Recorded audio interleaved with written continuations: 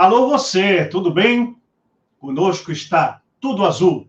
Estamos aqui para a primeira live do ano de 2023 do Grupo Espiritismo com Kardec. Ficamos muito felizes com a sua presença, a sua audiência e com a sua participação nesse nosso primeiro encontro de estudo, de debate do Livre Pensar Espírita, aqui nos canais do ECK. Espero que você tenha aproveitado o recesso, as férias, a passagem de ano e que esteja motivado ou motivada para as nossas atividades, que serão muitas. Você já tem acompanhado a dinâmica das nossas atividades no grupo Espiritismo com Kardec, no Facebook, e também pelo nosso portal comkardec.net.br, onde já percebeu a existência de novidades. E muitas outras virão no curso desse 2023 para alcançar várias das preferências, dos desejos, das necessidades dos participantes desse nosso movimento com Kardec. Antes de iniciarmos a nossa live, gostaríamos de fazer um registro da passagem do nosso amigo Joelson Queiroz, músico espírita do estado do Rio de Janeiro, que conhecemos há muitos anos, há quase 40 anos, e que foi muito responsável, muito importante na disseminação do conhecimento espírita através da música. Nosso querido irmão fez a sua passagem no dia de ontem, e nós estamos aqui abrindo, então, essa nossa primeira live, homenageando o nosso querido Joelson, onde quer que ele se encontre, que ele esteja em paz, em harmonia, e que ele possa realizar a sua passagem com serenidade, alcançando no plano espiritual a sua consciência e a continuidade da lei do progresso. Joelson, aquele abraço, querido. Fique com a gente espiritualmente. Pois bem, vamos então trabalhar hoje com o pessoal prata da casa. Vamos iniciar com 2 conselheiros do grupo Espiritismo com Kardec, nesta que é a temática mediunidade no cotidiano, olhos de ver. Vamos trabalhar então alguns aspectos relacionados à mediunidade a partir da diretriz trazida pelo professor Allan Kardec, sem deixar de lado também a questão prática do mediunismo ou da mediunidade à brasileira, para apresentar algumas diferenças, algumas convergências e, é claro, exercer, como você já sabe e acompanha nosso trabalho, a crítica construtiva que leva o movimento, o meio espírita, ao seu aperfeiçoamento constante. Vamos, então, iniciar a nossa live com um pequeno trecho que está no capítulo 14 de O Livro dos Médiuns, considerado por nós do ECK como o manual de mediunidade, o guia dos médiuns e dos evocadores, como colocou Kardec no preâmbulo da obra, no subtítulo de O Livro dos Médiuns. Kardec, então, diz o seguinte: todo aquele que sente, num grau qualquer, a influência dos espíritos é, por esse fato, médium. Essa faculdade é inerente ao homem, não constitui, portanto, um privilégio exclusivo. Por isso, mesmo, raras são as pessoas que dela não possuem alguns rudimentos. Pode-se, pois, dizer que todos são mais ou menos médiuns. Você sabia disso? Eu, você, todos nós que estamos aqui ao vivo, nos embalos de sábado à noite do ECK, todas aquelas pessoas que você conhece, convive nas ambiências espíritas, e também aqueles que sequer são espíritas, também são médiuns.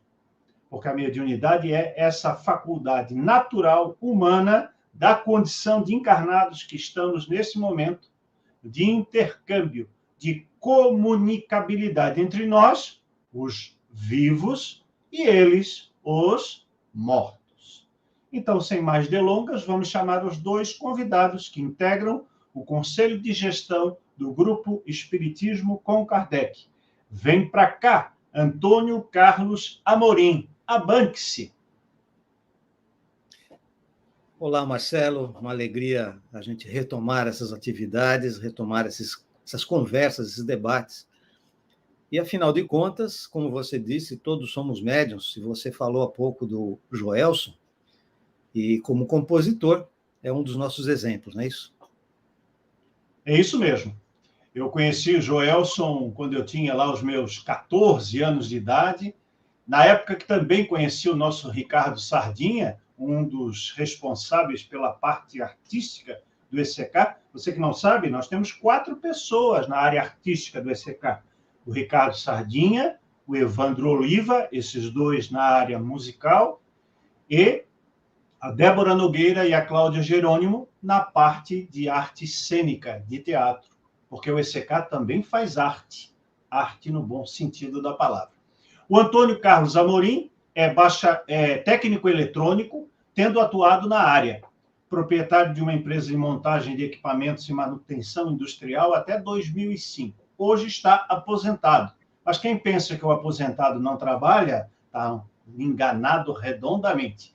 Ele é, então, secretário do Centro Espírita Luiz Ismael e da USE, União das Sociedades Espíritas do Estado de São Paulo, distrital do Ibirapuera. É membro também de conselhos da USE, todos em São Paulo. Participa também do programa Momento Espírita na rede Boa Nova de rádio e televisão, que recentemente completou 50 anos de transmissão ininterrupta.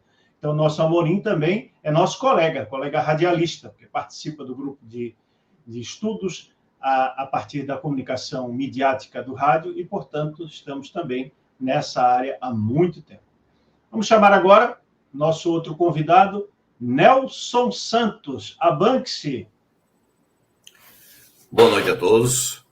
É um prazer imenso estar de volta nessas lives que realizamos, com o intuito de trocarmos impressões, ideias, aprofundarmos nos estudos doutrinários, no pensamento kardeciano, e em toda a relação interexistencial que há, para que nós possamos fazer da nossa vida, da vida social, da vida do povo e da vida espírita, um ideal a ser seguido. Muito bem, Nelson. Seja bem-vindo. O Nelson é bacharel em economia, é estruturador imobiliário, é estudioso espírita, livre pensador e apaixonado pela área de humanidades. É membro do Conselho de Gestão e do Conselho Editorial da revista Espírita Eletrônica Harmonia, que são mantidos, então, pelo grupo Espiritismo com Kardec. Muito bem, vamos começar a conversar sobre a nossa temática de hoje. Registrando também que o nosso querido Amorim faz parte da direção e da revisão de textos do ECK e também da nossa recente editora criada para divulgar as mensagens espíritas através dos livros, a EDCK. É a primeira novidade que você já conheceu esse ano no nosso portal e também no grupo Espírita ECK no Facebook.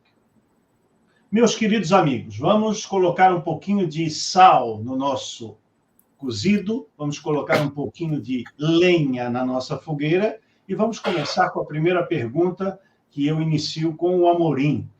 Amorim, a mediunidade nas atividades espíritas, nas instituições espíritas, por vezes é sacralizada, como se fosse um elemento destinado a pessoas especiais, a pessoas iluminadas, que têm uma missão espiritual específica e exclusiva. O que dizer dos que pensam disso? Bem, a gente pode começar dizendo que as pessoas que pensam assim estão enganadas, né? Mas é importante salientar que esse engano decorre, inclusive, da forma como muitas vezes as pessoas são introduzidas no conhecimento espírita. Como a maioria da população é católica, e é principalmente desse grupo social que vêm os novos espíritas, ou seja, aqueles que tomam conhecimento com o espiritismo, elas estão acostumadas a considerar aquelas pessoas que são diferentes como meio santificadas. Os sacerdotes, eles são considerados alguém que está acima da humanidade geral, como se o fato de uma pessoa usar uma batina lhe desse alguma imunidade contra fazer bobagens. A gente sabe que não é assim, né? Aliás, no próprio meio espírita, as pessoas acabam achando que os dirigentes, de uma forma geral, são pessoas especiais. Elas esquecem que todos nós temos tarefas a cumprir e todos nós estamos em aprendizado, e, portanto, todos nós ainda erramos, e por vezes erramos muito. Então, quando a gente fala em mediunidade, é preciso realmente um cuidado muito grande para que a gente esclareça as pessoas a respeito da naturalidade da mediunidade. Como você disse no texto inicial, Marcelo, a mediunidade é algo que está presente em todos nós, todos, praticamente sem exceção. Mesmo que muito ligeiramente, a gente vai ter oportunidade ao longo do nosso encontro de conversar mais a respeito desses detalhes. E, portanto, se ela está presente em todos nós, o médium não é alguém especial. Pode ser especial, no máximo, no sentido de que ele se dedicou a prestar atenção a esse fenômeno. Tão especial quanto um pintor, que qualquer um de nós pode pegar um pincel e lambuzar de tinta uma tela. Mas o pintor é aquele que se dedicou a prestar atenção nos detalhes, a aprender a misturar as tintas de forma adequada, a combinar as formas de maneira a obter uma imagem agradável, mas nem por isso ele é alguém santificado. Então, um médium, um pintor, um músico, eles só são especiais no sentido de que se especializaram em algo, que desenvolveram a sua capacidade, mas isso não os torna acima da humanidade. Essa questão é muito importante para a gente salientar logo de início, né, Nelson? Porque muitos companheiros nossos, eles têm aquela visão, como bem frisou o Amorim, ainda um pouco contaminada, né, vamos usar essa expressão, com os atavismos das religiões que costumavam frequentar. A própria organização do salão principal de uma instituição espírita induz a essa ideia transversa de uma autoridade ou de uma superioridade do dirigente, do palestrante, do médium, em relação às demais pessoas comuns, né? Então, por exemplo, nós temos, não raro, em muitas instituições espíritas, um púlpito, né? Um lugar especial onde vai ficar o organizador, o coordenador da reunião e o palestrante, como se fosse o púlpito de uma igreja protestante, como se fosse o púlpito ou o altar de uma igreja católica, né? Nós acabamos repetindo esses condicionamentos, esses atavismos, e com isso, mesmo inocentemente, nós fazemos com que aquelas pessoas ambientadas com aquela estrutura durante muito tempo enxerguem no centro espírita, na atividade espírita, na mediunidade, essas questões que ainda santificam o exercício das atividades que deveriam ser o mais simples e comuns possíveis. Nelson, então, o que dizer dessa situação das pessoas que pensam, e muito dirigente espírita alimenta essa ideia, né, considerando o médium como alguém destinado especialmente para uma atividade? Então, é o médium que vai receber o mentor da casa, é o médium que vai receber Bezerra de Menezes, é o médium que vai receber André Luiz, é o médium que vai receber o espírita famoso da sua região, que desencarnou há alguns anos e que continua iluminando a atividade espírita. Como trabalhar no meio espírita nas organizações ou instituições espíritas a desmistificação desses conceitos?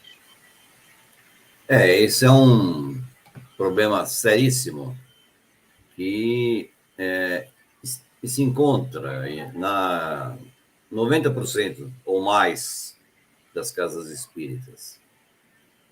Há um excesso de sacralização do espírito que se manifesta pelo médium e santificação do médium que dá a comunicabilidade. Isso é um problema que ele está presente no meio espírita desde Bezerra de Menezes, desde o início praticamente do espiritismo. Com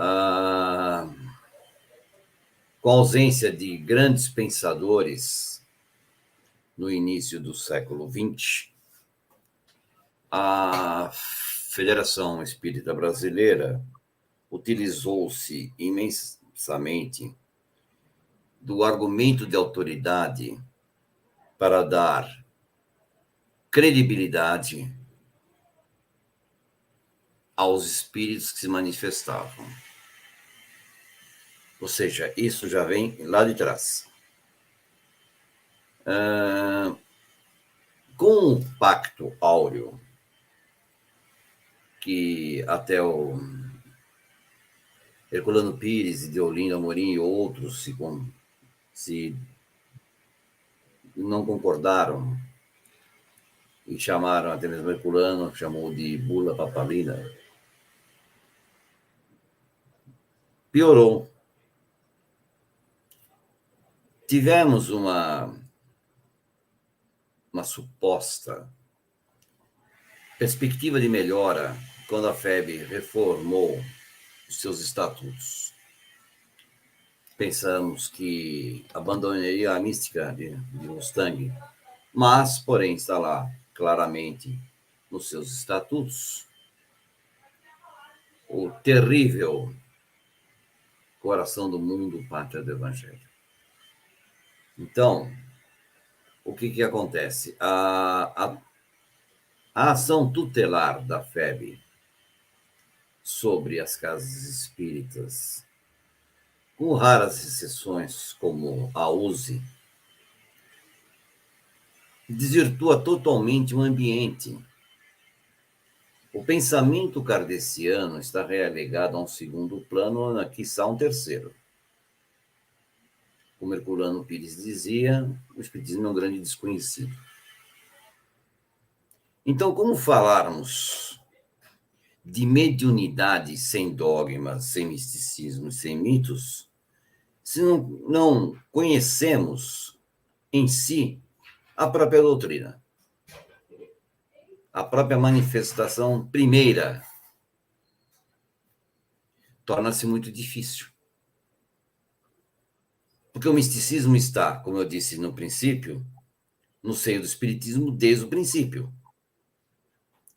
O grupo de Saião, através de Bittencourt Sampaio, Frederico Júnior, já tem lá suas mensagens extremamente religiosas, totalmente contrárias ao senso crítico e analítico de Kardec.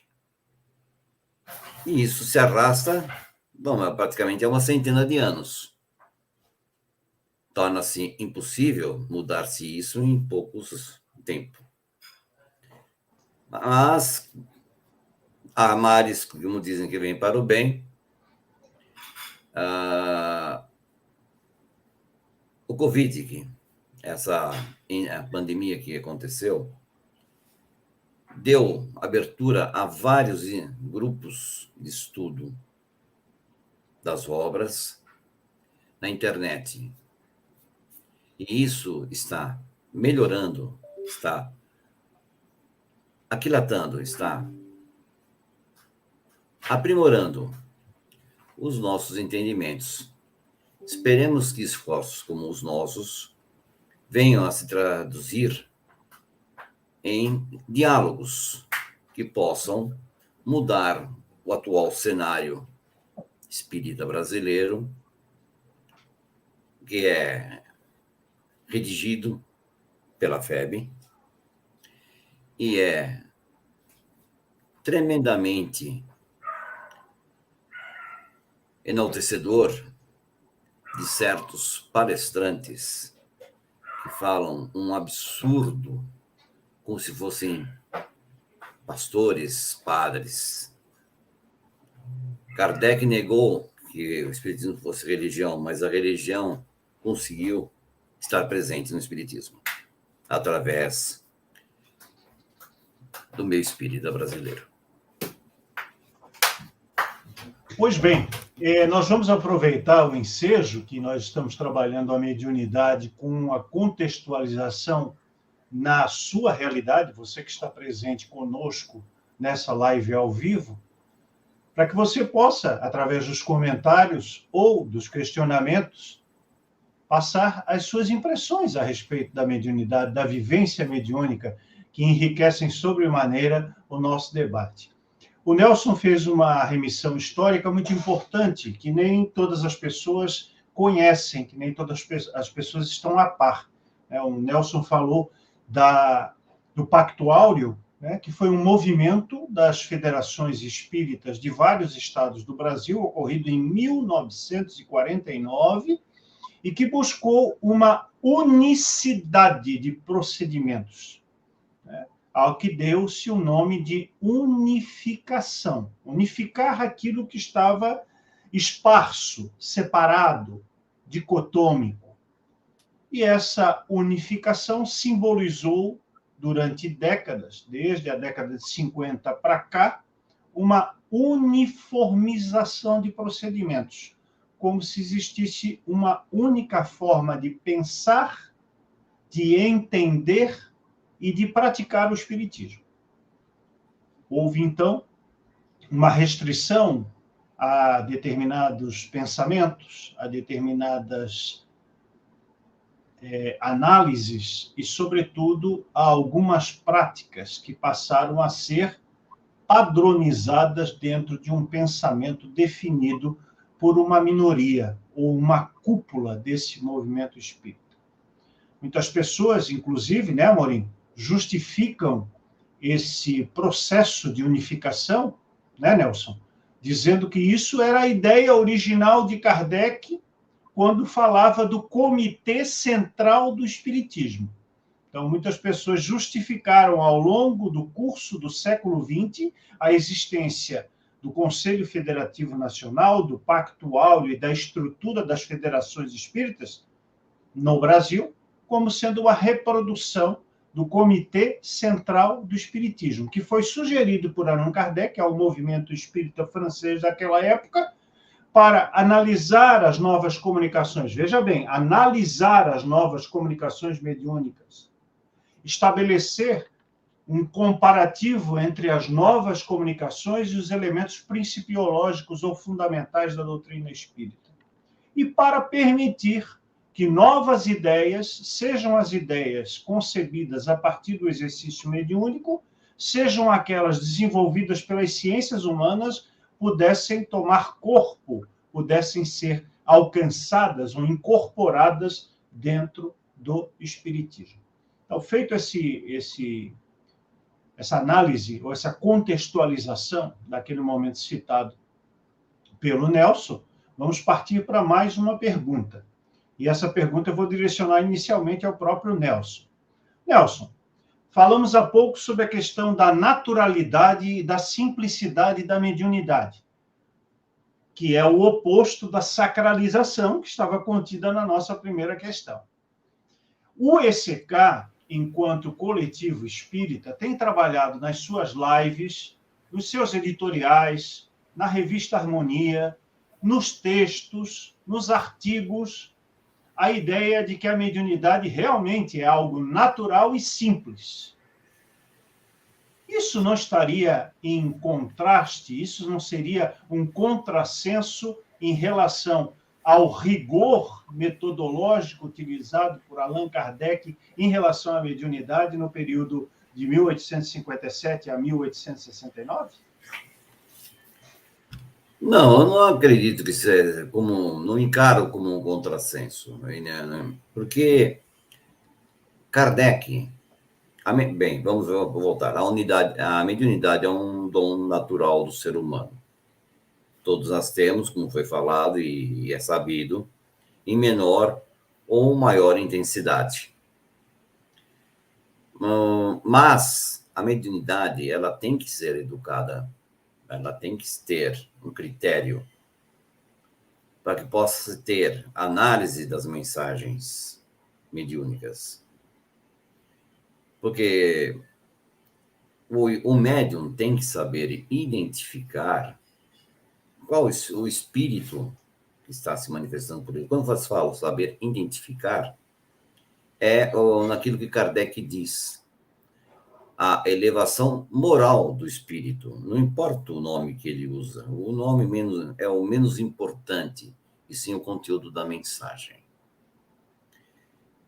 Educado mediunicamente, o médium tem condições de fazer uma análise prévia e durante a comunicação, a não ser que ele seja um médium inconsciente, que são raríssimos casos, sendo o Chico um deles. É raríssimo ter um médium totalmente inconsciente. Então, quando Kardec lança, primeiramente, as instruções práticas sobre as manifestações espíritas, ele começou a traçar um guia, um modelo, para que o médium tome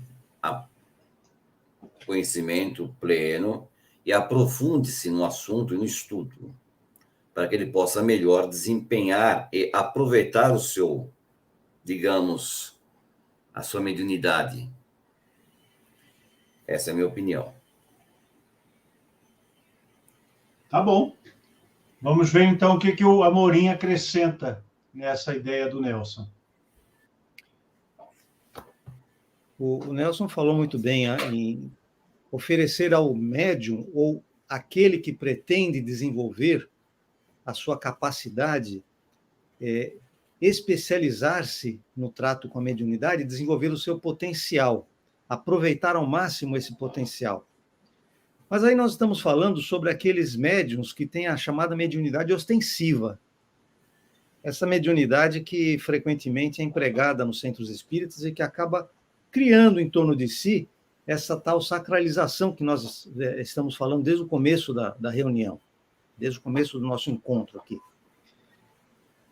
Acontece que a mediunidade ela não está presente só no centro espírita e só nas reuniões mediúnicas. O que nós estamos falando hoje, como foco, é justamente a mediunidade no nosso cotidiano. E essa mediunidade ela não precisa de situações especiais.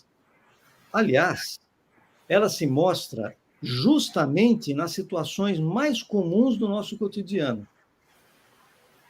Eu vou dar alguns exemplos muito simples, muito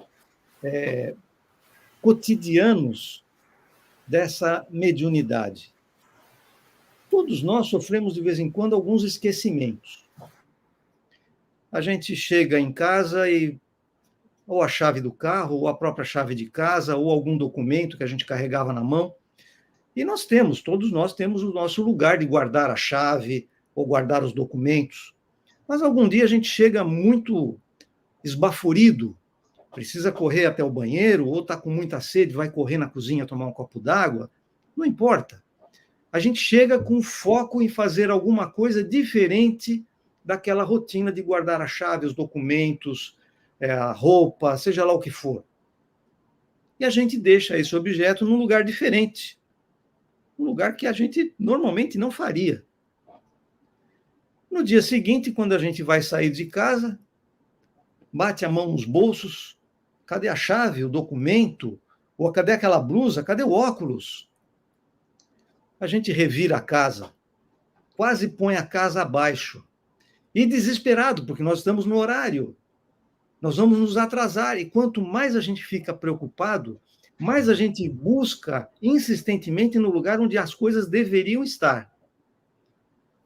Quando depois de alguns minutos, às vezes muitos, a gente resolve relaxar, a gente pega um copo d'água, senta numa cadeira, numa poltrona, põe a mão na cabeça, puxa vida, onde será que eu enfiei esse documento ou essa chave?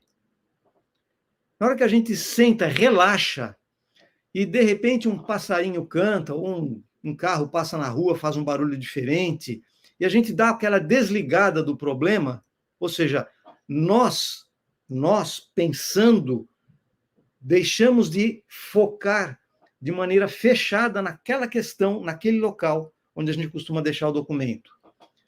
E a gente, por um instante, deixa o nosso pensamento meio livre. E parece que estala uma ideia na nossa cabeça. Ora, essa ideia, aquele lugar que a gente nunca deixaria o documento ou a chave, ou seja lá o que for, a gente levanta de onde está e vai lá e o documento está ali. Às vezes, muito perto de onde nós passamos várias vezes naqueles minutos. E a questão que eu coloco é a seguinte: se nós estávamos tão preocupados em encontrar o documento e raciocinamos como foi que eu esqueci esse documento, ou perdi, eu sei lá, enfiei em algum lugar, e a gente segue uma linha de raciocínio e tenta refazer o caminho que a gente fez quando entrou em casa, nós passamos por aqui, nós fomos tomar água e tal, e verifica todos aqueles lugares. E com toda essa lógica, nós não encontramos o objeto. Como é que nossa cabeça ia magicamente encontrar a resposta justamente quando a gente para de pensar no assunto? Então, esses são os momentos em que nós abrimos a nossa mente para a recepção de ideias dos amigos que estão à nossa volta. Porque a grande questão é compreender que nós não estamos sozinhos. Mesmo quando não há outros encarnados em torno de nós, tem vários espíritos. Tem espíritos que querem nos ajudar e tem espíritos que querem nos atrapalhar. E vai depender de nossa disposição íntima com quem que nós vamos nos ligar mais. E naquele momento em que nós relaxamos, aquele espírito que quer nos ajudar, ele consegue plantar a ideia em nossa mente, e nós captamos, e vamos lá, e está lá a chave, está lá o documento, ou seja lá o que for. Então, a mediunidade está no nosso cotidiano. E esse exemplo que eu dei, isso se repete ao longo dos nossos dias, uma quantidade inimaginável. Quantas vezes nós precisamos de uma resposta para um problema e a gente fica batendo a cabeça naquele problema e não encontra a solução em nossa escola, em nosso trabalho, em nosso relacionamento social. E quando a gente relaxa, parece que a resposta vem de uma maneira mágica. Mas não tem mágica nenhuma. Tem o nosso contato com os espíritos que estão junto a nós. Nós vivemos imersos no ambiente espiritual. As pessoas, inclusive, costumam dizer: quando eu durmo, o meu espírito, alto lá, não é o meu espírito, eu saio do corpo. O que é meu é o corpo, porque eu sou o espírito. E como nós vivemos imersos nesse ambiente espiritual, sem perceber, nós estamos em contato permanente com eles. Então, quando a gente fala em mediunidade no cotidiano, nós estamos falando também nesse contato aparentemente sutil que existe o tempo todo. Não é isso, Marcelo? Brilhante, brilhante. Eu queria fazer uma costura entre o que você disse e o que o Nelson disse, né? Mas antes eu quero lembrar o nosso querido Magrão. Para quem não sabe, para quem está chegando no ECK hoje, Magrão é o jeito como eu chamo Jesus de Nazaré. É o Magrão. Magrão, aquele amigo querido que está sempre próximo de nós e que foi responsável na história da humanidade por nos dar tantas diretrizes oportunas. Certa feita, dizem, ele teria dito: pedi e obtereis, batei e abrir-se-vos-á. Essa ideia tem tudo a ver com o que o Amorim acabou de dizer. Você está ali absorto, acabrunhado, preocupado, envolto na situação, esqueceu, não sabe onde deixou, e você de repente, entra em sintonia com as companhias espirituais através do quê? Através da tua mediunidade. E assim, você consegue captar aquilo que eles estão ali tentando a todo custo lhe dizer. Mas eles não podem entrar dentro da sua cabeça se você não der oportunidade. Eles não podem ser receptivos à sua súplica se você também não for receptivo à ideia que eles querem transmitir. Tudo obedecendo, segundo Allan Kardec, a uma lei espiritual que é a lei da sintonia, ou da afinidade entre vivos e mortos, entre mortos e mortos, enfim, porque a mediunidade é sempre essa dinâmica de relação entre os espíritos. E o Nelson tinha falado há pouco que o primeiro a analisar um fenômeno, uma ocorrência, uma intercorrência, uma comunicação, uma intuição, que foi isso que o Amorim acabou de tratar, para mim, Marcelo Henrique, a intuição é a primeira das mediunidades que o indivíduo possui, porque ela é exatamente a forma natural de comunicação, de interação com os desencarnados. Essa ideia que o Nelson passou é: o médium, ele não deve se furtar jamais ao exame daquilo que recebeu. Recebeu por escrito, recebeu por intuição, recebeu porque ouviu, recebeu porque teve sintonia. Nós não podemos nos furtar de fazer essa análise. E aí tem um comentário do Ricardo Sardinha. O Ricardo Sardinha está aí com ubiquidade, né? Ele está controlando a live e está lá no YouTube comentando. Olha só o que ele diz, rapazes dos embalos do sábado à noite do ECK. Kardec falava sobre o uso responsável da mediunidade, utilizando, por vezes, termos fortes. Porém, isso não pode ser confundido jamais como uma prática destinada a poucos iniciados. É exatamente esse o tom da questão que nós fizemos, né? na abertura, nessa questão anterior. E o Neco vai emendar uma questão em relação a essa muito importante, que aí eu passo para vocês. Amorim, como tornar a mediunidade isso mais simples e natural, que a gente está dizendo, na ambiência espírita, em casas e núcleos, sem o endeusamento dos médios e tornando, então, a atividade mediúnica algo acessível às pessoas? Bom, antes de mais nada, com estudo, né? Porque sem estudar, sem conhecer o que é a mediunidade, o que é essa nossa relação entre nós que estamos encarnados, mas somos espíritos, e os outros espíritos que estão neste momento sem o corpo, sem compreender isso, é difícil nós tornarmos natural esse contato entre as duas ambiências, os dois ambientes. O capítulo 9 do livro, da segunda parte do Livro dos Espíritos, que fala sobre a intervenção dos espíritos no mundo corpóreo, tem vários itens interessantes. O primeiro deles, penetração do nosso pensamento pelos espíritos. Como as pessoas costumam, muitas vezes, aprender espiritismo lendo romance, aí fica realmente essa ideia mística de que o médium é um sujeito especial. E é por isso que nós defendemos que o estudo espírita deve ser feito sobre as obras fundamentais, porque dessa forma nós tratamos das questões de uma maneira objetiva. Nós não estamos dizendo que não se deve ler livros de outros autores, inclusive romances. Qualquer um pode ler o que quiser. Aliás, não apenas espíritas, nós devemos ler de tudo, de tudo. Mas quando nós falamos sobre espiritismo, se nós primeiro compreendermos as obras fundamentais, ou seja, aquelas obras deixadas por Kardec, e pelo menos numa sequência racional proposta por ele mesmo, né? A gente fala em o que é o Espiritismo, o Livro dos Espíritos, o Livro dos Médiuns, Revista Espírita, o Evangelho segundo o Espiritismo, Céu e Inferno, Gênese.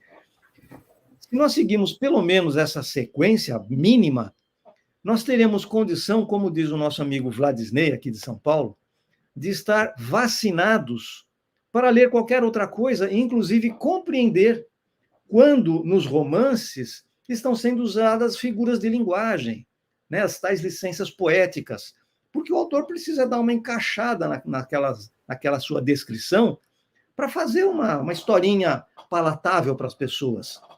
O grande problema é quando as pessoas pensam que aquela descrição romanceada é a realidade, é o absoluto.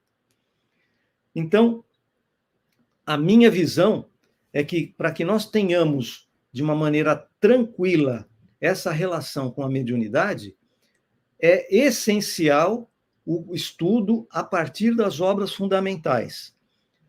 As pessoas muitas vezes falam, mas isso é chato, né? É desagradável ficar lendo aquelas perguntas e respostas. Olha, se você ficar simplesmente lendo perguntas e respostas, pode mesmo ficar muito desagradável. Mas participe de um grupo de estudo, onde nós apresentamos as nossas dúvidas, as nossas interpretações, e provocamos o debate. Às vezes a gente gasta uma reunião sobre uma questão, e às vezes essa questão ultrapassa para a próxima reunião. Então nós conseguimos aprender melhor qual é o sentido das perguntas. É preciso pensar em como as perguntas foram feitas e por que foram feitas daquela forma, naquela sequência, há 160 anos atrás. O Nelson já falou a respeito disso, da importância de nós estudarmos adequadamente para podermos desenvolver a nossa potencialidade. Então, numa primeira abordagem, eu creio que já falei até demais, né, Nelson?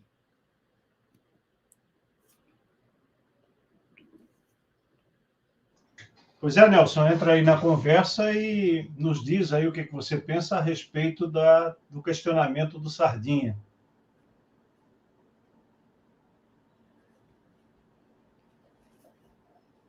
Estamos sem som.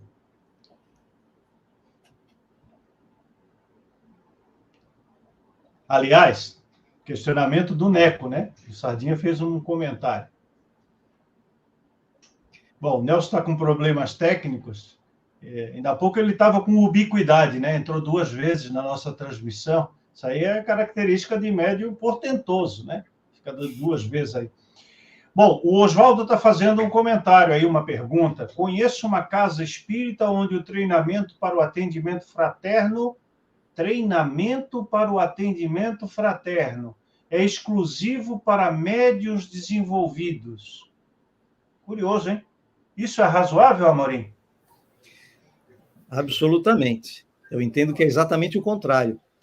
Porque quando a gente faz a recepção das pessoas na casa, e o nome atendimento fraterno foi adotado apenas para que nós tivéssemos um nome para essa função. Mas não é um atendimento profissionalizado. É muito complicado nós pensarmos em atendimento fraterno como um local onde a pessoa vai para ser encaminhada para funções na casa espírita. A recepção no centro espírita tem que ser a recepção como nós faríamos em nossa casa. Abraçar as pessoas, receber as pessoas de maneira fraterna, de tal forma que ela se sinta bem na nossa casa espírita. Se nós falamos que são médiuns que vão fazer esse atendimento, presume-se que esse médium, no atendimento, vai receber uma comunicação que, através dos espíritos, vai dizer o que aquela pessoa sofre e como ela tem que resolver. Mas nós não vamos resolver o problema de ninguém. Cada um é que tem que aprender e vai resolver o seu problema. Todas as soluções colocadas por fora serão artificiais e, portanto, serão soluções apenas paliativas e que podem resultar mais na frente em problemas ainda maiores. Essa é a visão que eu tenho, que nós temos desenvolvido na casa em que nós participamos, Marcelo. Parece que nós estamos tendo aí um problema de interpretação ou de terminologia, né? Se eu destino médiuns a fazer qualquer tipo de atendimento inicial às pessoas que estão chegando na casa espírita, eu não estou tendo atendimento fraterno, nem recepção, nem nada. Eu estou tendo um atendimento mediúnico. Eu estou tendo uma consulta, estou tendo uma triagem, né? Eu estou tentando verificar se aquela pessoa possui algum distúrbio relacionado à mediunidade, se aquela pessoa está sob a influência de algum espírito específico, se aquela pessoa está envolvida numa relação de ódio ou de inimizade em relação a encarnados ou desencarnados. Tudo isso não é atendimento fraterno. São trabalhos específicos que ocorrem nas casas espíritas Brasil afora, mas que têm uma dinâmica bem diferente. O atendimento fraterno, como bem ilustrou o Amorim, é um nome de fantasia, é um nome até bonitinho, para fazer aquela ambientação de quem está chegando pela vez primeira ou pelas primeiras vezes, para que ele se sinta em família, para que ele se sinta envolvido pela comunidade que atua naquela instituição, para que se sinta gente de casa, né? E nada tem a ver, portanto, com qualquer trabalho de natureza mediúnica. Tudo bem aí, Nelson? Estamos tentando. Tá certo. Agora ficou assim com uma dimensão empírica, né? De baixo para cima, assim, ficou interessante. Estou tentando arrumar aqui. Vamos ver como é que nós vamos tratar essa questão. Queres entrar nessa observação que foi feita?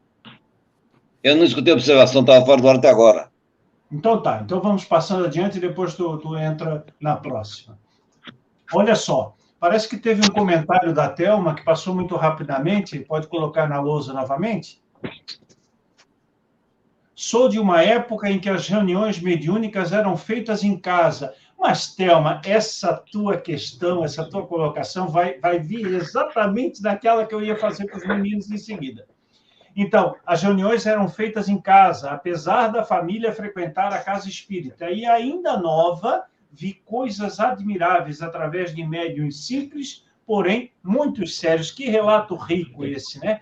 E aí, meus amiguinhos, eu quero contextualizar, quero relembrar a vocês um período muito próximo de nós, que foi o período da pandemia, né? Que nós atravessamos com bastante dificuldade, com o distanciamento social, com a restrição das atividades públicas, com o fechamento das instituições espíritas em geral, e também com a questão de nós termos interrupção de muitos trabalhos nas casas espíritas. Eu quero lembrar, Nelson e Amorim, que o Departamento de Mediunidade da Federação Espírita Brasileira expediu uma orientação, uma nota, dizendo que era não recomendável a realização de atividades mediúnicas nas casas das pessoas, em função de não poderem mais atuar nas casas espíritas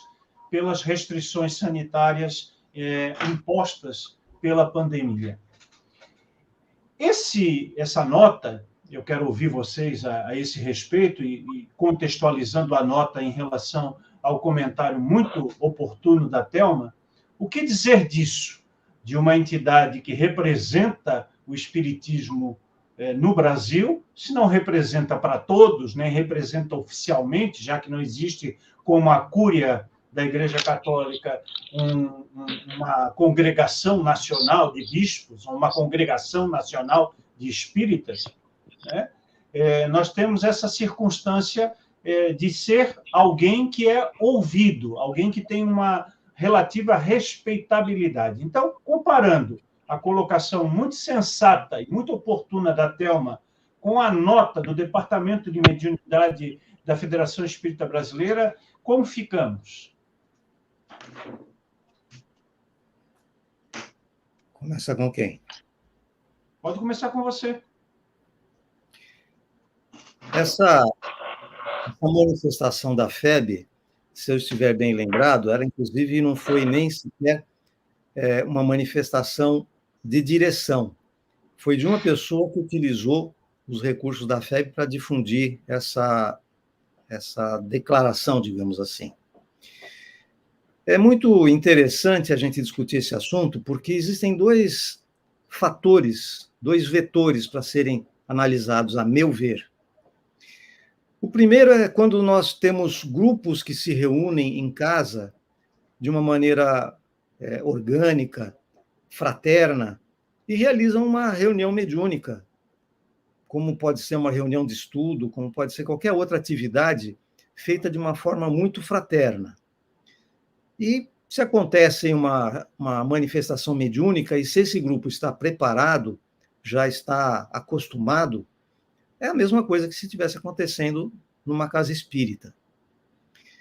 Por outro lado, o que nós tivemos durante a pandemia eram médiuns isolados, algumas vezes sozinhos em casa, e que se tivesse qualquer tipo de intercorrência, qualquer necessidade de apoio, ele não teria nenhum tipo de socorro, nenhum tipo de amparo.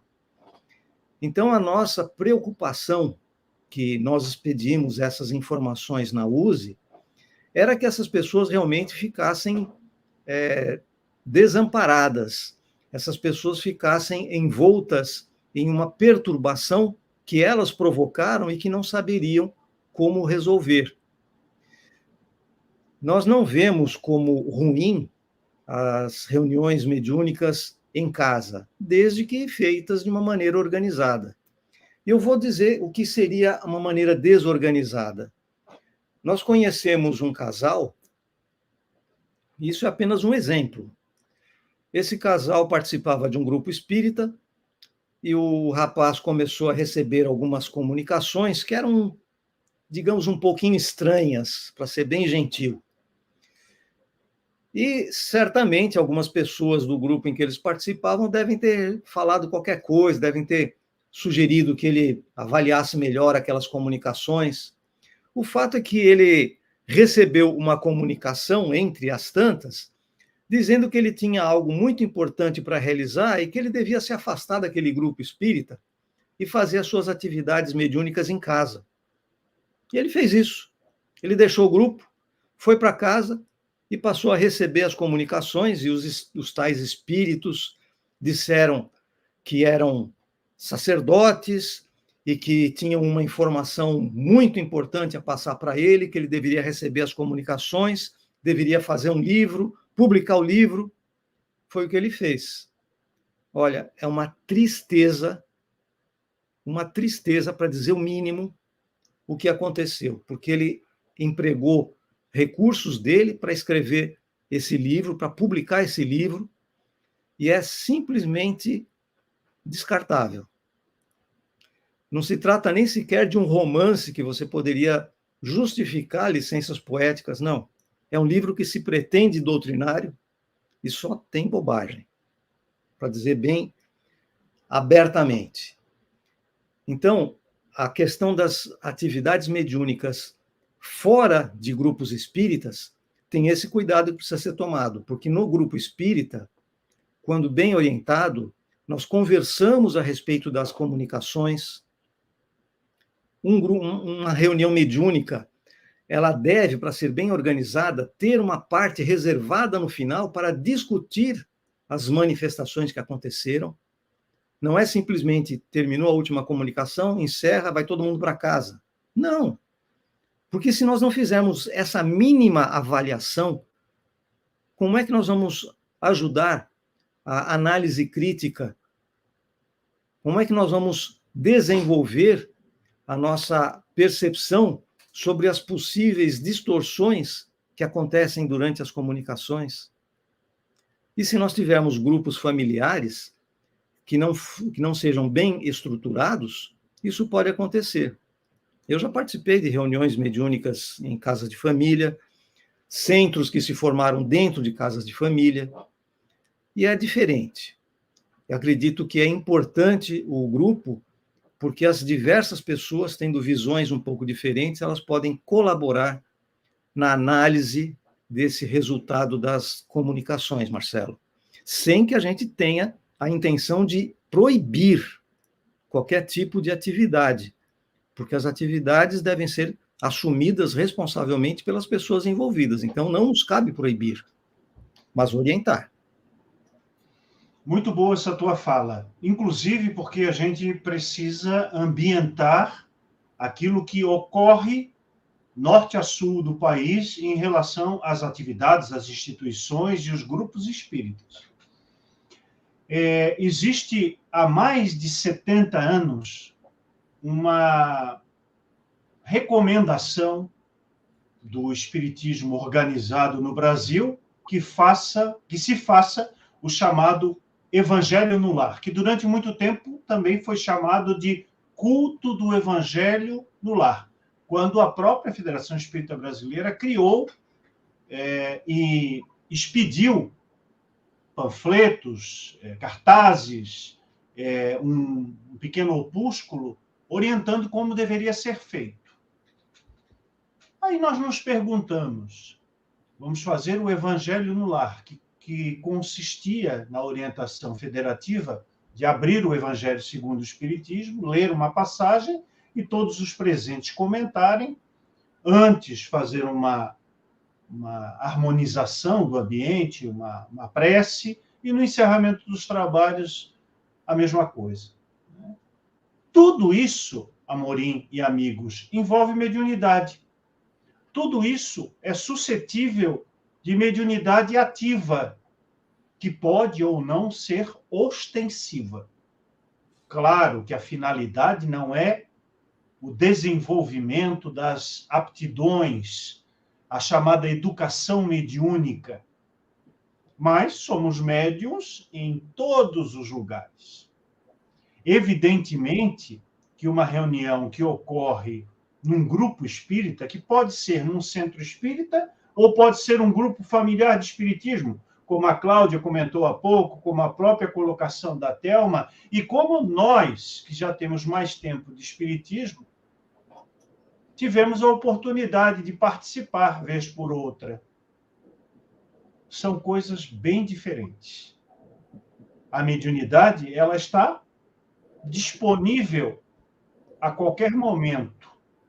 E quando nós, entre aspas, demonizamos a mediunidade para dizer que a realização de esta ou aquela atividade no lar ou fora de um centro espírita pode ser suscetível ao desenvolvimento de uma influenciação negativa de um desencarnado sobre um encarnado, nós não entendemos nada da mediunidade, segundo Allan Kardec. Então, é importante dizer que, embora a limitação que tivemos em função da pandemia obstaculizou completamente as reuniões mediúnicas nas casas espíritas, nada obstava, nem obsta, que nós continuemos sendo médiuns em qualquer lugar onde nos encontremos.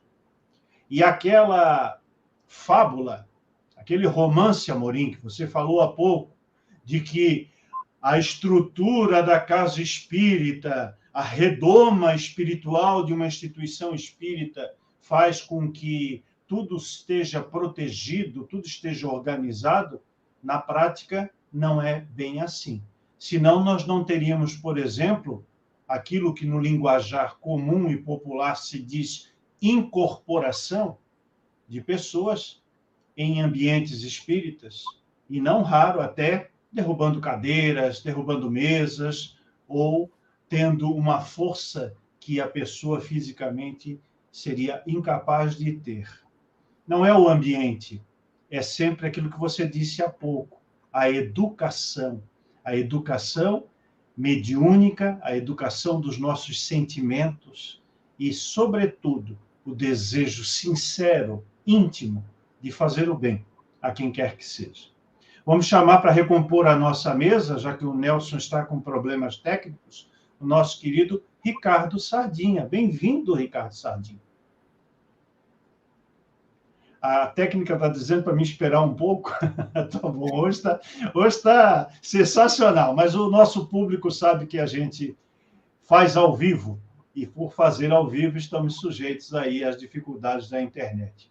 Vamos seguir, então, Amorim, nosso bate-papo. Tu querias fazer uma intervenção? É que aqui em São Paulo, nesse momento, está chovendo, aqui na Zona Norte, chovendo bastante. Então, isso deve estar prejudicando ainda mais a situação do nosso querido Nelson. Mas, certamente, nós teremos outras oportunidades de ouvi-lo. Se me permite, você falou a respeito da redoma, que algumas pessoas fantasiam que protege o centro espírita, como se na porta do centro espírita ficassem espíritos impedindo algum espírito de entrar, o que evidentemente não é uma realidade, né?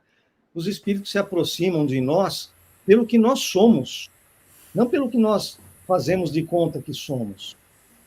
E efetivamente, os grupos espíritas no centro espírita, se a partir de um estudo bem feito, terão mais equilíbrio, terão mais apoio uns aos outros, porque o grupo se estrutura para isso. Mas, como você disse, a mediunidade está o tempo todo em nós, porque nós somos os médiuns, porque nós somos espíritos e nos comunicamos uns com os outros. E isso aparece até quando, ao longo da semana, eu pensava em várias possibilidades de tratar o assunto aqui nesse nosso encontro, me preparando para isso, e a gente faz uma porção de cálculos, e imagina o que a gente pode apresentar, mas na hora, conforme as questões vão surgindo, nós temos que usar dos nossos recursos. Mas esses recursos são limitados e, frequentemente, os espíritos nos sugerem, de uma maneira quase imperceptível, determinadas abordagens. E a gente entra por aquela abordagem e acaba tratando do assunto de uma forma bem diferente daquilo que nós tínhamos calculado. A mediunidade está o tempo todo em nós. Isso acontece em nossas aulas, acontece em nossas conversas sociais, nossas conversas profissionais. É só nós termos essa abertura sempre presente em nós. E principalmente quando a gente fala em música e composição, né, Sardinha? Muito bem, vamos chamar então o Ricardo Sardinha para a nossa roda de debates, mas antes vou apresentar o Ricardo Sardinha, né, que é analista de sistemas, atualmente aposentado, coordena o Grupo Espírita Casa do Caminho, a área musical do ECK e é membro do Conselho de Gestão do Grupo Espiritismo com Kardec. Esteve muito tempo na nossa terra natal, o Rio de Janeiro, mas agora está radicado na paradisíaca Juiz de Fora, em Minas Gerais. Seja bem-vindo, então, Ricardo Sardinha, Obrigado, Marcelo. a bancada mais quente do movimento espírita virtual brasileiro. Boa noite a todos. Agora eu sou um mineroca, né? Um mineroca. Caímos de paraquedas aqui, né? Mas muito feliz de estar aqui participando dessa conversa tão importante, né? Para todos nós, né? E um dos pontos que me chama a atenção é quando a gente fala nessa questão dos estudos, né? Do espiritismo no lar, que equivocadamente o movimento espírita chama de culto do evangelho no lar, né? Então, assim, eu tenho uma experiência pessoal muito importante com isso, né? Os meus filhos foram, vamos dizer assim, iniciados no espiritismo dos nossos estudos em casa, né? Descobriram a obra de Allan Kardec, se interessavam por estudar, né, o Livro dos Espíritos, a gente debatia os temas, tanto no Evangelho segundo o Espiritismo, e é uma coisa muito natural em casa. E o grande equívoco que eu vejo muitas vezes, por isso que eu vejo essas campanhas pelo culto do Evangelho no lar e tal, não é que a gente tenha que ser contra isso. O grande problema, muitas vezes, é um desvio de finalidade. Uma vez eu estava num grupo, nesses grupos do WhatsApp, né, de arte espírita, alguém postou uma tirinha, né? Uma tirinha chamada Espiritinhas, o pessoal metido engraçado e tal. E aí apareciam nessa tira dois espíritos obsessores, né, com carinha de mal ali, um dizendo para o outro, olha, não consigo mais perturbar o fulano, esqueci o nome do fulano lá. Aí o outro fala, mas por quê? Aí ele aparece assim, porque ele está fazendo o culto do evangelho no lar, aí aparece aquela luz saindo da casa, o espírito fazendo assim. E aí eu quebrei maior pau lá no grupo na época por conta disso, né? Eu falei, gente, isso é péssimo, sabe? Isso é totalmente, presta um desserviço. Como o pessoal já estava acostumado comigo, eu normalmente arrumava confusão mesmo, né? Eu expliquei para eles, olha, se ele dissesse que ele não consegue mais se aproximar do fulano, porque ele está mais paciente, né? Porque ele tem estado com melhores pensamentos, com melhores atitudes, com mais compaixão pelo próximo, estaria jóia. Mas o problema é o pessoal fazer o culto do evangelho no lar achando que isso é um amuleto para espantar o obsessor, né? Então, como a gente transfere algumas coisas, né? Inclusive num debate que estava rolando no nosso grupo hoje, lá no SEK, né? Das nossas... essa questão do sincretismo, a gente muitas vezes traz um monte de coisa para dentro da doutrina espírita, mudando o nome. Então, não, o espiritismo não tem amuletos, né? Não tem nada disso, mas a gente cria um amuleto, precisa de um amuleto. Então vamos orar, né? Vamos botar uma música bonita aqui, tá? Isso tudo é ótimo, não tem mal nenhum. O problema é você achar que você, durante a semana inteira, uma horinha que você está ali, você acha que isso resolve todo o resto da semana que você está destratando o porteiro, né? Humilhando a pessoa que trabalha na sua casa, falando mal de todo mundo o tempo inteiro. Isso não resolve, né? Mas é isso, eu estou chegando falando demais já. Beleza, excelente contextualização. Eu também nunca gostei muito daquela tirinha, não? A gente lembra dela desde a época de Mocidade Espírita, né? E representa exatamente o oposto, a antítese daquilo que a gente costuma entender do Espiritismo, né?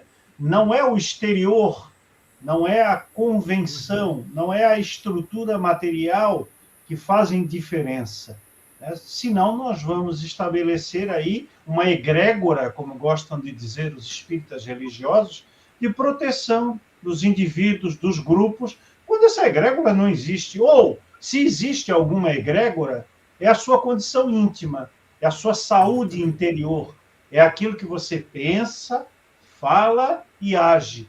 Esse é o melhor advogado para você diante das circunstâncias, sobretudo as mais difíceis ou tensas do existir. E todos nós temos a tensão de viver, porque não viemos aqui para passeio e porque a nossa mediunidade nos coloca, como bem disseram o Amorim e o Nelson há pouco, em contato com as individualidades que podem ser boas ou ruins, podem ser evoluídas ou não evoluídas, e estão em contato conosco pela nossa atração, pela lei da atração da sintonia mental. Minha gente, vou fazer uma pergunta mais capciosa, né? Uma pergunta mais nível hard, que é também uma característica aqui do ECK. E vou começar pelo Ricardo Sardinha, que já entrou de paraquedas, de ultraleve, né? E já vai aí surfar na nossa live com toda a tranquilidade, com a experiência e com a bagagem que ele tem demonstrado nas nossas atividades do ECK. Aguardem, que o Ricardo Sardinha vai fazer bagunça no ECK esse ano, aguardem. Só não vou dizer o que é para não perder aquele elan da surpresa, né?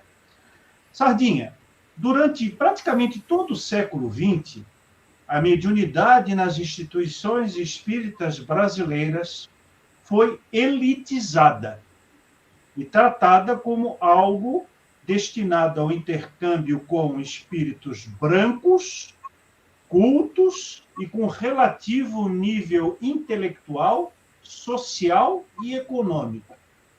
As famosas, abre aspas, mesas brancas. Isso não seria contrastante com a ideia que está presente, inclusive, na codificação, de que, independentemente do formato com que o espírito desencarnado se apresente, ele tem uma bagagem, tem uma lição de vida, tem ideias que podem e devem ser compartilhadas e que, ao serem compartilhadas, precisam do nosso exame lógico racional, como asseverou Allan Kardec, para separar o joio do trigo, para dar ressonância às informações úteis e deixar de lado aquelas que sejam mera opinião pessoal do espírito. Como alterar essa realidade que vigorou por todo o século XX para termos uma mediunidade inclusiva nesse século XXI? Acho que já entrou muito pelo 21 também, né? Bom, eu na minha experiência em diversas casas, eu pude conviver com essa questão da mediunidade de diversas formas. Em alguns grupos que eu trabalhei, você tinha, assim, diversos pretos velhos, né? Que se comunicavam e que traziam sempre, assim, um carinho, né? Muito bonito, né? Um envolvimento que muitas vezes sem usar palavras, né? palavras muito elaboradas e tal, traziam com muita simplicidade recados muito importantes, né? Agora tem um detalhe, né, Marcelo? Nós, seres humanos, como eu brinco aqui, espíritos de terceira ordem raiz, né? Como nós somos aqui, encarnadinhos nesse planeta de provas e expiações, mesmo em ambientes como o ambiente espírita, no qual a gente tenta de alguma forma, né, agir de uma forma diferente como age no mundo, a gente sempre tem algumas tendências, e uma delas é uma tendência por poder, né? A gente gosta muito dessa coisa de ter poder. E no ambiente de um centro espírita, você ser o médium, né, o médium, é uma forma de exercer poder. Então eu já convivi, por exemplo, em situações de conflitos em grupos espíritas, né? Às vezes dois grupos assim, em que a coisa acaba aumentando o tom de uma forma. E aí você começa a perceber como a mediunidade é utilizada para reforçar o seu ponto de vista. Então uma vez eu comentei lá, eu acho estranho que nunca vi nenhum de vocês aqui trazer a presença de um espírito e essa presença do espírito dizer que você está errado, né? O espírito sempre vem reforçar o meu ponto de vista. Olha, eu estou vendo aqui um espírito, ele está dizendo que o que eu estou fazendo deu certo. Ah, mas eu também estou vendo o espírito aqui. Aí começa essa confusão, né? Se a gente realmente trouxesse o estudo do Livro dos Médiuns, um detalhe muito importante que ele traz, que a mediunidade é uma coisa que pode ser trabalhada, né, por qualquer um de nós. Inclusive você tem um comentário que tem um artigo na Revista Espírita muito interessante, chamado Espiritismo nas Prisões. Eu não lembro se é exatamente nas prisões ou nos presídios, alguma coisa assim. Não sei se vocês lembram, né? Que é um relato de um presidiário, e aquelas prisões da França lá atrás, né? Que começou a estudar a obra do Kardec e começou a ter psicografias ali de São Luís dentro da prisão, né? Ele trocava correspondências com o Kardec, demonstrando que isso é uma coisa para acesso de todos. Então, esse sacralizar da coisa do médium, olha, o médium é aquela pessoa que entra no centro, que vai dar consulta para todo mundo, acaba virando, muitas vezes, até de forma inconsciente, um instrumento de poder, né? Um instrumento de a pessoa se sentir importante. E, às vezes, por ter essa necessidade, a pessoa, às vezes, fica preocupada que as suas comunicações também sejam muito, né, rebuscadas, às vezes, né? E pode ficar, por exemplo, não, se eu der aqui uma comunicação, por exemplo, de um preto velho, eu posso ficar mal visto, porque tem gente que tem preconceito com isso, né? Gente boa, inclusive, que eu tenho até muito respeito, tem esse tipo de preconceito. Mas assim, Marcelo, eu já tive experiência também em casa espírita que não tinha esse preconceito, né? E a coisa fluía muito bem também. Então é uma questão que tem que ser analisada com muita tranquilidade, né? Em qualquer grupo espírita, a primeira coisa é você passar para as pessoas que a mediunidade é uma coisa natural. E você não é melhor nem pior por ser médium, né? E aí, Amorim, tem condições de nós estabelecermos aí uma mediunidade pé no chão? Ou vamos continuar com a mediunidade de salto alto? O problema do salto alto é que quem não está bem muito acostumado acaba caindo, né? Então precisa saber andar de salto alto. O Ricardo falou a respeito das pessoas que inconscientemente acabam virando foco da atenção. Eu não sei quanto que isso é inconsciente, sabe? Porque nós já presenciamos, como a gente participa do movimento espírita há muito tempo, a gente já participou de muita reunião, já visitou muita casa espírita, e o que a gente percebe é que quando a pessoa se sente superior, ela faz questão de reforçar isso. Do tipo assim, a presidente do centro, ela espera todo mundo estar sentado na reunião, já sentado nos seus lugares, aí ela entra com uma postura meio altiva, senta numa cadeira diferenciada, numa mesa especial. Não dá para dizer que isso é inconsciente. A pessoa pode até achar que isso é natural porque ela se sente mesmo muito melhor, mas inconsciente é difícil. E a gente volta àquela questão. É só o estudo que pode resolver isso. A nossa participação ativa na casa espírita não pode ficar restrita à reunião mediúnica, para começar. Antigamente era muito comum, antigamente eu digo há 20, 30 anos atrás, era muito comum pessoas que iam na reunião, iam ao centro espírita só para participar da reunião mediúnica. E qualquer tipo de solicitação para que ela participasse de alguma palestra, de algum estudo, mas eu já sou um médium formado, sou um médium pronto, não preciso nada disso. O que significa que a pessoa realmente não entendeu que todos nós, em aprendizado constante, precisamos permanentemente continuar aprendendo. Na casa em que nós participamos, nós enfrentamos problemas desse tipo. Pessoas que só iam na reunião porque era reunião mediúnica. E como as pessoas não iam em outra reunião, o que a gente fez? Nós transformamos a reunião em reunião de estudo. E dá para adivinhar o que aconteceu, né? Sumiu um monte de gente. Porque eles não estavam interessados em participar de estudo para se aperfeiçoar. Eles estavam apenas querendo se valer daquele ambiente para se projetar. Embora não recebessem nada especial das outras pessoas, mas aquelas pessoas não estavam capacitadas ainda, posso dizer, a compreender qual é o objetivo do espiritismo, porque muitas vezes as pessoas falam em espiritismo como se fosse para os outros. Eu sou médium, eu recebo comunicação que resolve o problema dos outros. A primeira pessoa que precisa prestar atenção na comunicação é o médium. Porque muitas vezes é para ele a comunicação, é para ele a chamada de atenção. E se nós não tivermos isso muito claro, inevitavelmente a gente vai cair nesse processo de sacralização do médium. O médium vai se achar uma pessoa especial, vai começar a exigir uma situação especial no centro. Então, efetivamente, a mediunidade, ela precisa ser encarada como o desenvolvimento de mais uma das nossas faculdades. Tem 5 que todo mundo conhece: visão, audição, tato, né? Mas essa é mais uma. Nós poderíamos dizer que é o tal sexto sentido. Todos nós temos. Isso precisa ser encarado com naturalidade. E, assim como as outras, ninguém consegue escrever um livro se não se dedicar ao estudo de processos de redação, ao vocabulário, às regras de gramática. Apesar de todos serem capazes de escrever, de ler, mediunidade é a mesma coisa. Nós precisamos nos dedicar a compreender como é a mediunidade, quais são os processos e no que nós estamos envolvidos.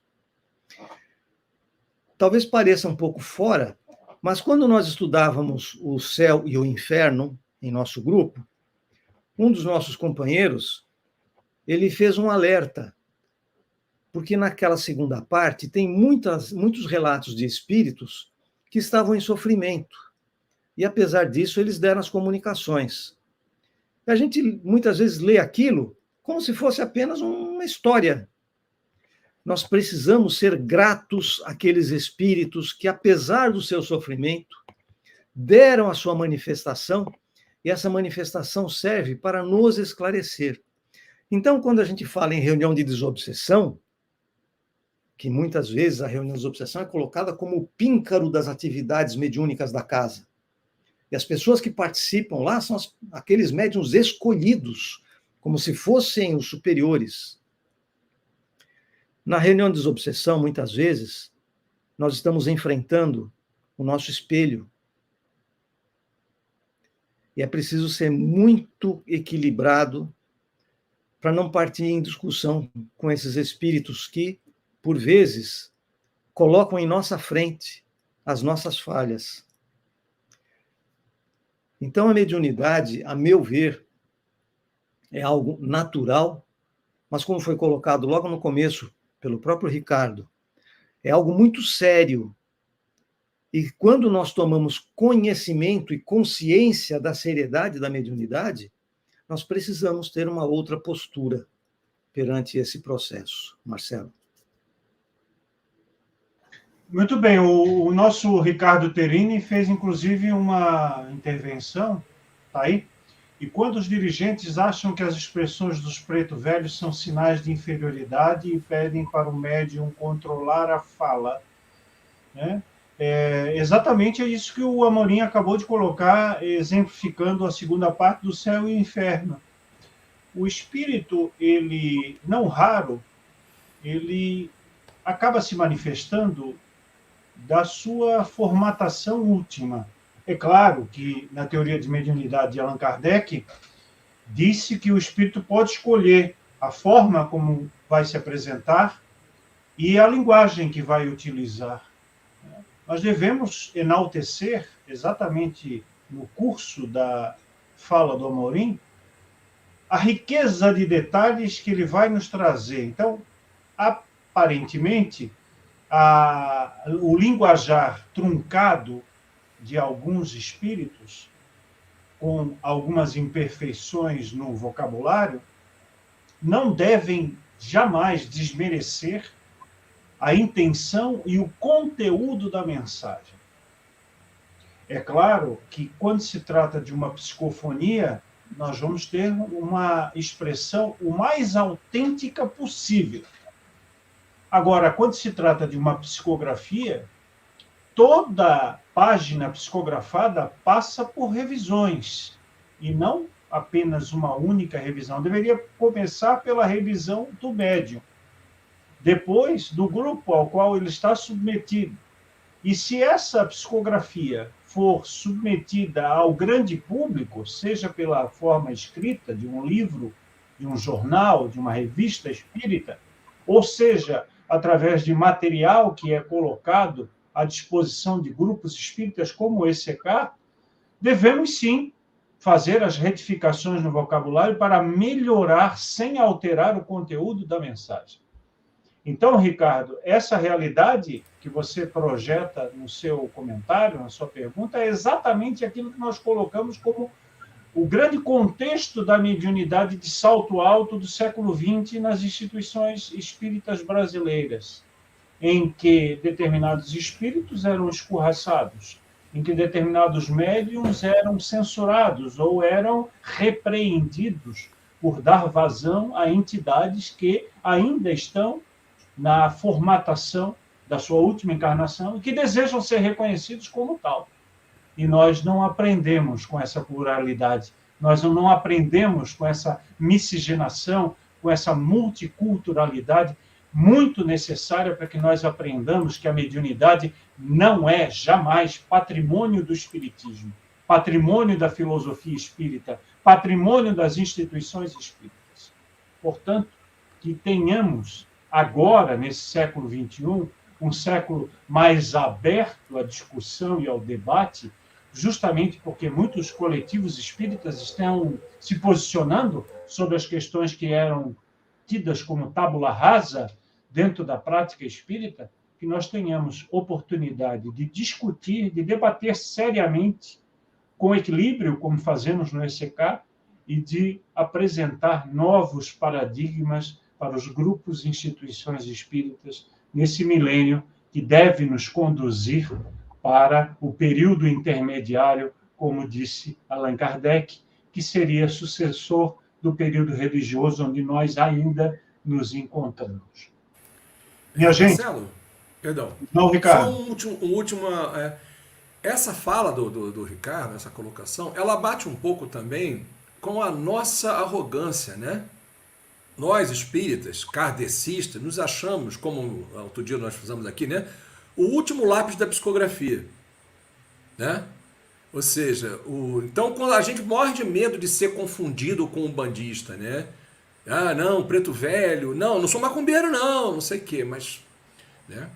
Com o católico tudo bem. Tem uma pergunta da Marta para mim aí. Estava aparecendo aí. Apareceu ali, o Sardinha da consulta. Posso explicar rapidinho? Ô, Marta, eu já convivi em centros que tinha essa coisa da médium, né? Aquela médium, tal, que depois da reunião pública tinha uma fila para conversar com ela, sabe? E é porque ela tinha acesso ali aos bons espíritos. É uma pessoa maravilhosa, que eu tenho um carinho imenso, nada contra ela, né? Mas existia em torno dela essa coisa mística e mágica. Então ela era como se fosse aquela grande pitonisa e que não podia nunca ser questionada, né? E nunca reagia com agressão e tal, mas era aquela coisa em volta, não se permitia falar. Então isso é muito mais comum do que se pensa, né? Ô, Sardinha, vamos falar o ECQs, aquilo que todo mundo entende. Ô, Marta, essa médium que o Sardinha acabou de dizer, que dava consulta, tinha o Spirit Card, tinha o cartão de acesso à espiritualidade superior e, portanto, ela dava consulta sim, pô. Tu não acredita nisso? Pois é. Isso é realidade na maioria dos centros espíritas, né? De pessoas que têm uma carta branca, uma porta aberta e conseguem se comunicar com a alta espiritualidade, né? E aí, meus amigos, eu queria aproveitar toda essa nossa conversa bacana para dizer que nós somos um movimento de muitas contrariedades. Porque, dessa maneira como nós estruturamos o espiritismo durante todo o século XX, sacralizando a mediunidade e deixando a mediunidade como algo inalcançável para o cidadão médium comum, para o cidadão pé no chão, simples, e estabelecendo, às vezes, a ideia de que, não, a mediunidade é uma coisa muito séria, e Kardec já dizia isso quando tratou lá das mesas girantes que estavam nos grandes salões da Europa ao seu tempo, e por ser uma coisa séria, deve ser realizada em ambientes mais seletos, em lugares mais reclusos. E aí nós temos, durante pelo menos uns 60 anos, um pouquinho mais, talvez 70, um personagem muito conhecido do nosso movimento espírita, um personagem muito cultuado da nossa realidade espírita federativa, que faz grandes conferências, ou fazia, não sei se ainda continua fazendo, públicas, reunindo 2.000, 3.000, 5.000 pessoas, às vezes até em ginásios, ou em grandes teatros e grandes auditórios, e no final das suas atividades de exposição doutrinária, ele, entre aspas, incorporava uma entidade espiritual, geralmente uma entidade espiritual que continuou envelhecendo no tempo, ou seja, quando morreu tinha em torno de 80 anos de idade, e no plano espiritual parece que tem 160, porque continuou envelhecendo, foi se tornando cada vez mais cansado, caduco, se bem me entendem. E aí as pessoas aplaudem essa manifestação mediúnica como sendo uma forma de demonstração da comunicabilidade entre os espíritos. Então, esse aparente paradoxo é a realidade do nosso movimento espírita em mais de 100 anos em que ele se encontra estruturado aqui no Brasil. Vamos ser mais pontuais, 125 anos. E nós precisamos romper com essas contradições, com essas antinomias que existem no movimento espírita. A mediunidade não é para ser sacralizada. A mediunidade não é para ser colocada num altar, santificada ou numa redoma de vidro. A mediunidade é algo natural e se expressa nas vivências do ser humano em todos os ambientes onde ele se encontra. Querer que a mediunidade seja divinizada ou restrita a determinados rituais não faz parte da estrutura e da proposta de Kardec. É claro que determinadas atividades devem ser realizadas com muita seriedade e em grupos pequenos, como Kardec recomendou. E nós não precisamos mais da fenomenologia mediúnica para atrair adeptos, nem atrair a atenção daqueles encarnados que desejam saber um pouco mais sobre o espiritismo. Essas questões precisam ser repisadas, essas questões precisam ser enaltecidas, porque esse contraditório entre a nossa teoria e a nossa prática tem transformado o Espiritismo numa seita cristã, onde a lógica, o raciocínio e o bom senso, às vezes, estão da porta da fora da instituição espírita que nós frequentamos ou participamos. Minha gente, nós estamos alcançando aí 1h30 de live, dessa primeira live da nossa programação de 2023, que vai se estender até o mês de dezembro. Aguardem, porque nós teremos temas muito interessantes, temas novos. Estaremos trazendo para a bancada do ECK convidados especiais, alguns que já estiveram por aqui, outros que vão aparecer pela primeira vez. Então, fique atento através dos nossos canais e vocês estarão sabendo da nossa programação. Temos mais 3 lives programadas para o mês de fevereiro e para o mês de março, e vamos contar com a sua audiência, com a sua participação. Meninos de luminosidade exacerbada, de luminosidade presente nessa nossa primeira live, vamos abrir espaço para as nossas considerações finais, começando pelo nosso Antônio Carlos Amorim. Bem, nós estamos encerrando o nosso encontro de hoje, não é? E teve uma manifestação agora do Juan, se não me engano, que a mediunidade é uma prova difícil. Pode ser uma prova, mas pode ser uma grande ajuda para o nosso cotidiano, para o nosso desempenho humano. Depende de como nós tratamos desse fenômeno, assim como a visão. Tem pessoas que usam a visão e, com isso, conseguem aprender muito, e tem pessoas que usam a visão só para encontrar problemas na sua vida. Assim, as mãos, as pernas, nosso corpo todo, nossa mente, nós podemos transformar tudo que está em nós para o bem ou para o mal. Depende de nós. E esse é o grande ensinamento que o Espiritismo nos dá, que nós somos responsáveis pela nossa felicidade ou infelicidade.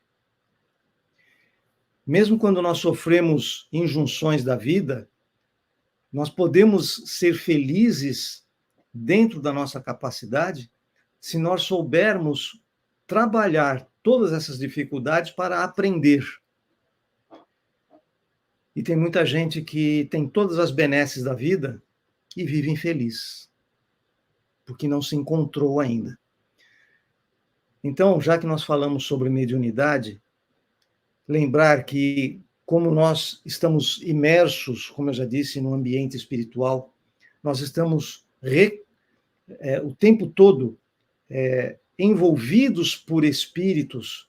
Façamos que esses espíritos sejam nossos amigos, através de uma postura adequada, de um comportamento mental adequado. E assim, certamente, nós seremos menos infelizes e, quiçá, mais felizes.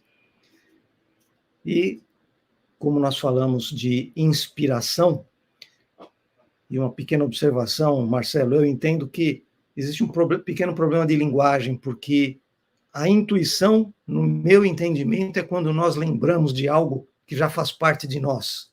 E a inspiração é quando nós recebemos essas ideias que vêm de outros, apenas para diferenciar.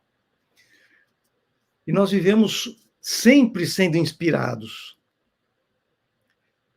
E uma das coisas agradáveis da nossa vida que nós temos e que depende da inspiração é a arte. Não apenas o teatro, a poesia, mas a música também.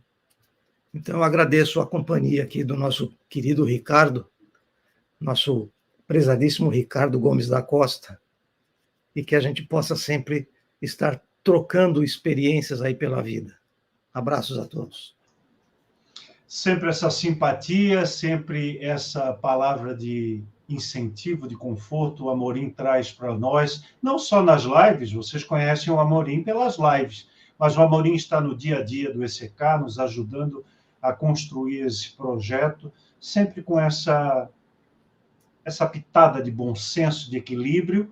Alguns, como eu, são mais abruptos, né? O alemão que mora em mim é bem movimentado, mas o Amorim sempre traz essa dose aí de serenidade muito importante para a nossa caminhada. Obrigado, Amorim, por ter aceito o nosso convite, por ter estado conosco nesse papo tão natural, tão harmônico, tão simples e, ao mesmo tempo, tão contextual, e que nós possamos ter outras oportunidades de tê-lo aqui conosco.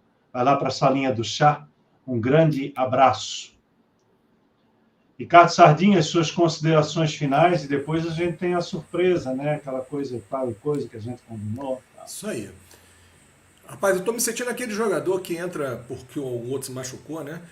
Por um lado, a gente lamenta aí o Nelson não ter continuado com a gente aqui. Por outro, eu fiquei muito feliz em ter a oportunidade de estar aqui conversando com vocês sobre esse tema que me fala fundo ao coração, né? Então, muito obrigado por essa oportunidade. É um tema realmente muito bonito, muito importante, que a gente precisa estar atento. E só completando um pouquinho da fala do meu querido Amorim, tá? Uma vez eu ouvi uma fala do nosso querido Raul Teixeira, que eu realmente posso não estar compreendendo por conta do contexto, quando ele diz que o espiritismo não é para quem quer, mas para quem aguenta. Já ouviu isso, Marcelo? E essa fala, eu confesso que me incomodou, porque parece que ser espírita traz um peso, né? Uma responsabilidade. Cara, ser espírita é muito bom.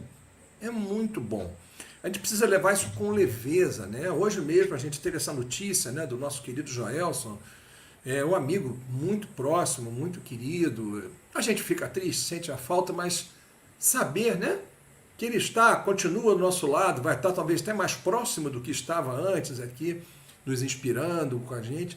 É muito bom a gente saber isso tudo. Então a gente precisa tirar um pouquinho, sabe, desse peso com relação à mediunidade, com relação ao próprio espiritismo, entender que isso é não vou dizer privilégio, mas sabe, é uma coisa muito boa e que a gente precisa lidar com isso, com esse pensamento positivo. Muito bem. Eu também, essa fala do Raul, que eu conheci durante muito tempo, ciceroneei ele em algumas atividades aqui em Florianópolis, estivemos juntos em algumas atividades federativas. Ela também me incomoda, Ricardo, porque ela remete à ideia do sofrimento, né? Remete à ideia de uma cruz que temos que carregar. E o Espiritismo não é isso.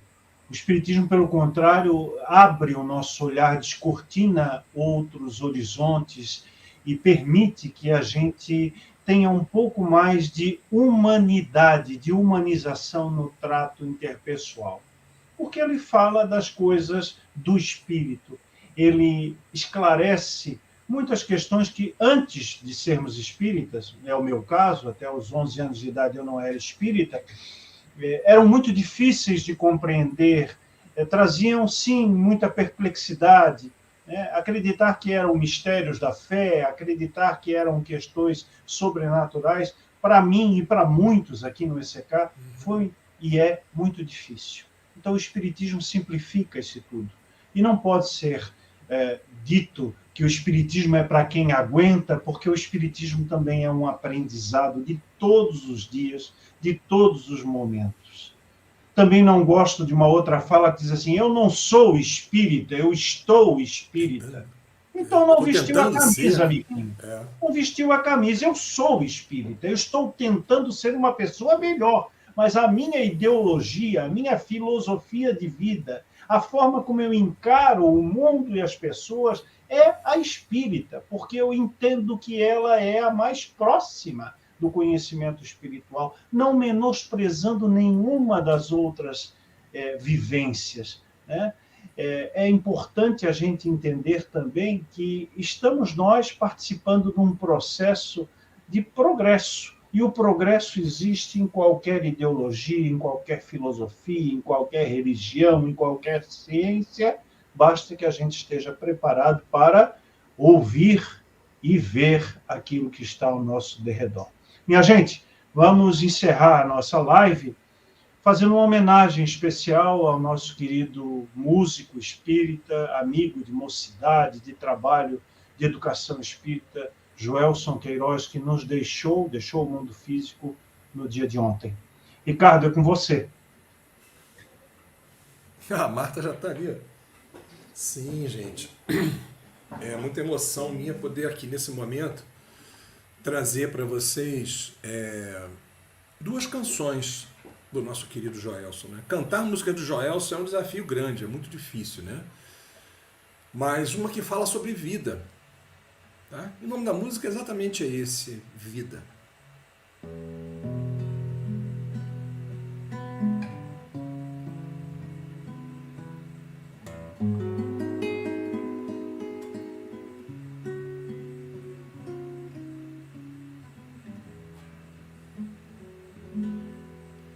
Vida, vida, se eu pudesse o tempo voltar, e então reparar a dor que eu causei ao despertar do querer sem amar, por não saber o que é viver. E agora tentar dizer, chorar, confessar, já não é o bastante hoje. É recriar o amor, retirar a mágoa e a dor, limpar seu coração com uma mensagem de irmão ao seu lado. Vida, vida, se eu pudesse o tempo voltar, e então reparar a dor que eu causei ao despertar do querer sem amar, por não saber o que é viver. E agora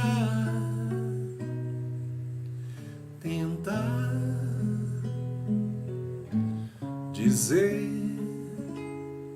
chorar, confessar, já não é o bastante hoje.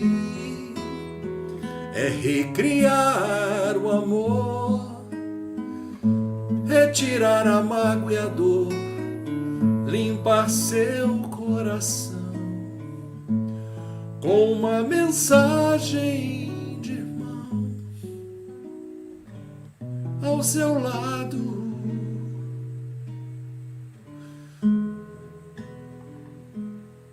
Sempre, sempre seu irmão.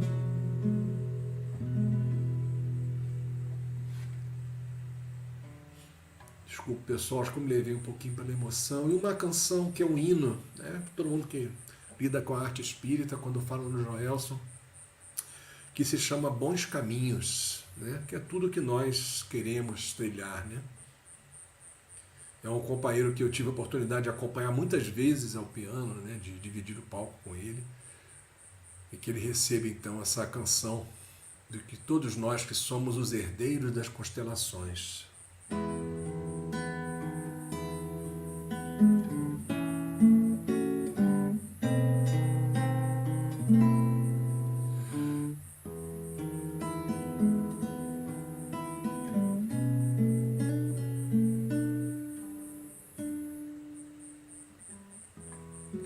Somos nós,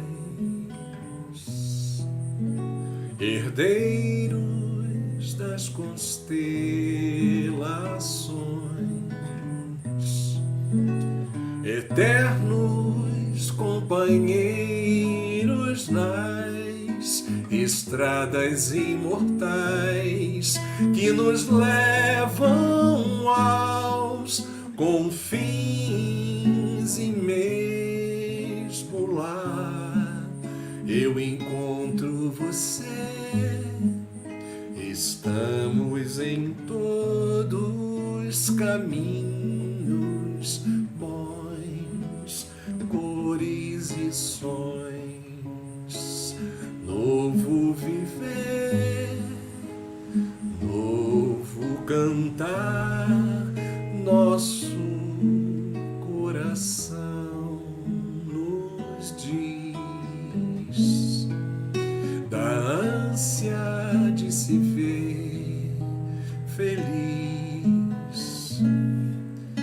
da busca sem descanso de um motivo para viver e encontrar enfim a razão para crescer.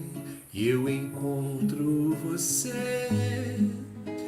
Estamos em todos caminhos bons, somos irmãos, novo cantar, novo viver, nosso coração.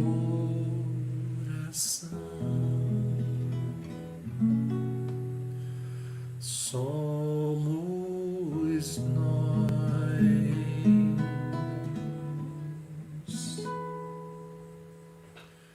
Grande abraço, companheiro querido. Te espero aqui em casa, hein?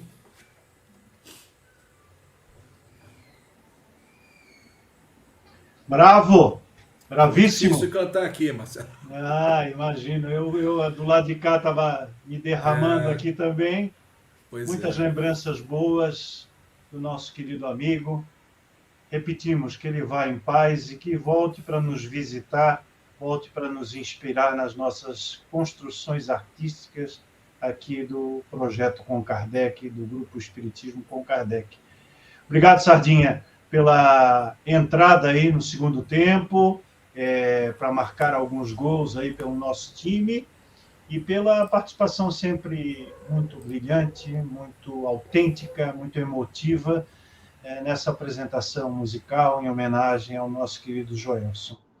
Até uma próxima, meu querido. Oportunidade aqui, Marcelo. Um abração. Muito bem.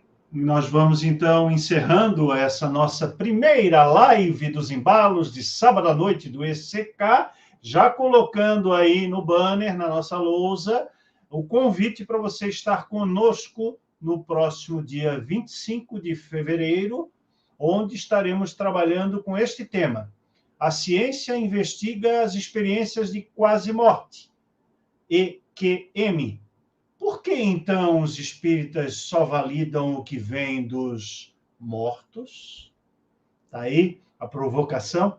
E nós vamos ter a felicidade de receber pela primeira vez o professor doutor Carlos Antônio Fragoso Guimarães, lá da Bela João Pessoa, que vai estar na bancada do ECK trabalhando conosco essa questão da progressividade do conhecimento espírita, essa necessidade de nós estarmos atentos ao que se produz em termos de pesquisa séria nas ciências acadêmicas, buscando a conciliação entre os progressos científicos e os progressos da própria filosofia espírita, como foi recomendação de Allan Kardec um pouquinho antes de desencarnar e de encerrar o seu trabalho hercúleo e originário de codificação da filosofia espírita.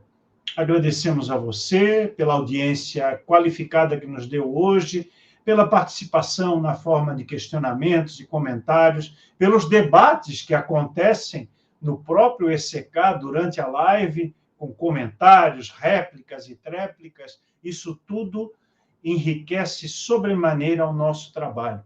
Lembrando sempre que essa live, assim como as outras, é transmitida simultaneamente pelo Facebook e pelo YouTube em 3 canais. E depois, as lives ficam gravadas no canal do ECK no YouTube, para que você possa assistir novamente, para que você possa recomendar aos seus amigos e companheiros de grupos espíritas e para que você possa continuar conosco, estudando seriamente, com alegria, com descontração, com o espírito que anima o nosso trabalho no ECK, e possa também contribuir com o ECK, trazendo outras pessoas. Convide seus amigos, traga essas pessoas que você convive e que estão buscando uma forma mais contemporânea, mais adequada de entender os princípios espíritas, as informações espíritas para a nossa realidade desse século XXI, para o ECK. Vem para cá. Muito obrigado e até dia 25 de fevereiro. Tchau!